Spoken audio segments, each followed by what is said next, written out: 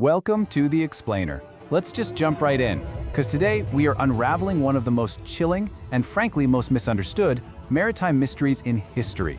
I want you to picture this. It's December 4th, 1872. You're a sailor out in the absolute middle of the vast Atlantic Ocean, and you spot a ship drifting kind of strangely. Its sails are partly set. From the outside it looks completely seaworthy, but when you actually climb aboard to see what's going on, complete and utter silence. Every single person who had been sailing it had just vanished into thin air. That ship was the Mary Celeste, and today we're going to dig into exactly why she vanished, stripping away all the spooky myths to get to the startling historical facts. The sheer impossibility of the numbers here is just staggering. We're talking about 10 people on board. That included a 2-year-old child. They were on a perfectly seaworthy vessel, yet 0 souls were found. And here's the craziest part. There were absolutely no signs of a struggle, no desperate notes scribbled on a desk, and tragically, no bodies were ever recovered. It's the kind of scenario that immediately makes you wonder, right? What could possibly compel an entire crew to just completely abandon a safe, floating ship? Act 1. An empty ship adrift. Okay, so let's start our investigation by grounding ourselves in the cold, hard facts of the Mary Celeste's final voyage before things got weird. To really understand what happened, we need to look at the timeline. They departed New York on November 7, 1872, heading for Genoa, Italy. 18 days later, on November 25th, the captain makes his last log entry. He notes their position near Santa Maria Island in the Azores, and crucially, there is absolutely no mention of distress or any planned emergency. None.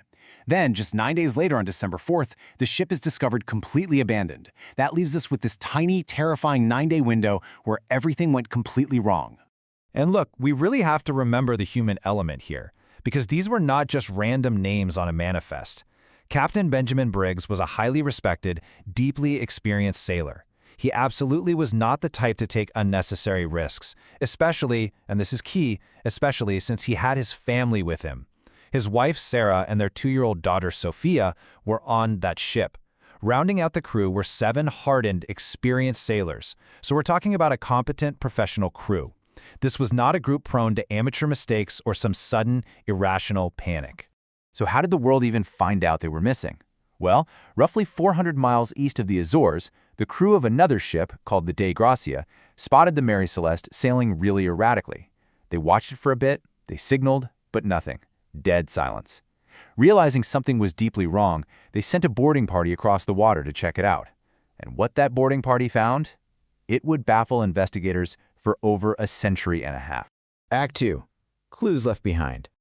Let's transition into the investigation phase. We need to examine the bizarre clues left at this floating crime scene, because this really highlights the central paradox of the whole mystery. Just think about what was missing versus what was left behind. Missing, the 10 people, 1 tiny lifeboat, and the navigational tools. But left completely intact? All their personal valuables, their money, and a massive cargo of 1,701 barrels of alcohol. I mean, seriously, why on earth would a veteran captain order an evacuation into a tiny lifeboat, grab his navigational tools, but leave all the cash on a perfectly good ship? And crucially, we have to look at the physical state of the ship itself. Like I said, 0 signs of a struggle. Now, investigators did find about 3.5 feet of water in the hold, some damaged rigging, and partially disassembled pumps. While that might sound pretty alarming, for a ship of this size, 3.5 feet of water is definitely not enough to sink it. Not even close. And the disassembled pumps actually suggest that routine maintenance was actively happening. So the ship was wet, for sure, but it was absolutely not going down. Act 3. Fact versus fiction. With the scene established, let's pivot to the immediate aftermath, the wild false leads, and how a literal legend was accidentally born. Naturally, the authorities wanted answers immediately. So a formal Vice Admiralty Court inquiry was held in Gibraltar in 1872, led by Attorney General Frederick Solly Flood. And this guy was convinced, like absolutely certain, that this was some nefarious plot. He suspected foul play, a bloody mutiny, insurance fraud, or even some crazy conspiracy involving the crew of the Dei Gracia who actually found the ship. But despite an incredibly extensive investigation, they hit a brick wall. No charges were ever filed because they found 0 definitive proof of any crime. The case was officially left unresolved. Because of that lack of closure, the public's imagination just ran completely wild. Let's compare the myth to the reality for a second. If you've heard of the Mary Celeste, you've almost certainly heard the spooky tales, right?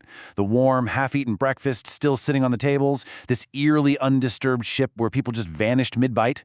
But go check the actual 1872 court records. None of that holds up. There were no meals on the tables. Instead, it was just a crew doing routine maintenance. Those sensational details were entirely fabricated. So where did all that ghost ship myth actually come from? Well, it came from a young writer in 1884.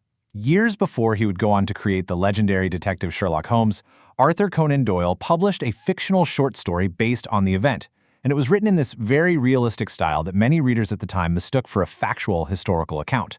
It is absolutely astounding to realize that the legendary ghost ship we all picture in our heads today was largely designed by a master novelist rather than, actual historical fact.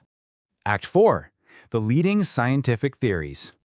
Okay, now that we've stripped away the fiction, let's dive into what modern evidence actually points to. We're going to answer the ultimate question of why they vanished by focusing specifically on the ship's cargo. And that brings us to a very, very important number, 9. Out of the 1,701 barrels of alcohol loaded onto the Mary Celeste, exactly 9 were later found to be totally empty, and investigators noted a vital detail about these specific 9 barrels. Unlike the rest of the cargo, which was stored in white oak, these 9 were made of red oak. And red oak is a much more porous wood. This means those specific barrels had the potential to slowly leak completely invisible alcohol fumes into the enclosed cargo hold during that long voyage. Now, this isn't just speculation. Fast forward to 2006, and let's see how modern science builds our understanding here. Chemist Andrea Sella at University College London ran this fascinating experiment where he actually recreated the exact conditions of the ship's hold. He proved that leaking alcohol vapor could build up and suddenly ignite, creating a massive pressure event. And here is the absolute key to the whole mystery. This explosion would be incredibly loud and totally terrifying, but it wouldn't necessarily leave behind any visible fire damage or scorch marks on the wood. Using that science, historians have constructed this tragic, yet totally logical chain reaction. Step 1. Those porous red oak barrels leak invisible fumes into the hold. Step 2. A sudden pressure buildup or flash ignition happens, just a terrifying boom coming from right beneath the deck. Step 3.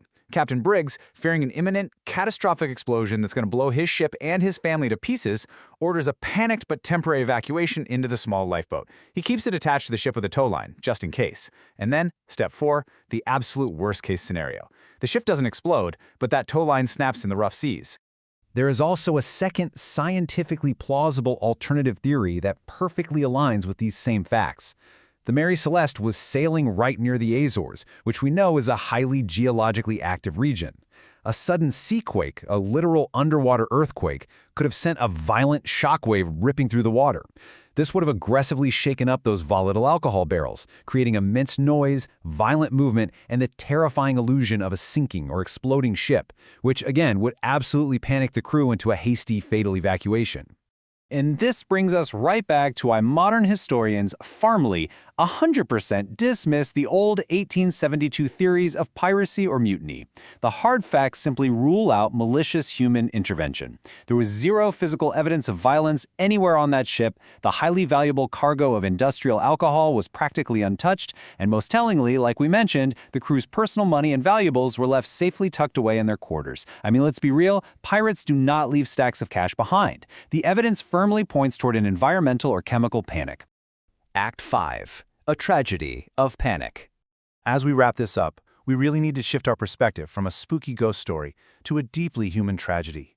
The Mary Celeste has held our attention for over 150 years as the classic real-world ghost ship. But the truth is, nothing supernatural happened out there on the Atlantic.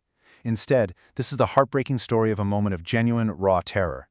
It's the story of a highly experienced captain trying desperately to protect his wife, his 2-year-old daughter, and his crew from an invisible, roaring threat beneath their feet, a threat that ultimately never fully materialized.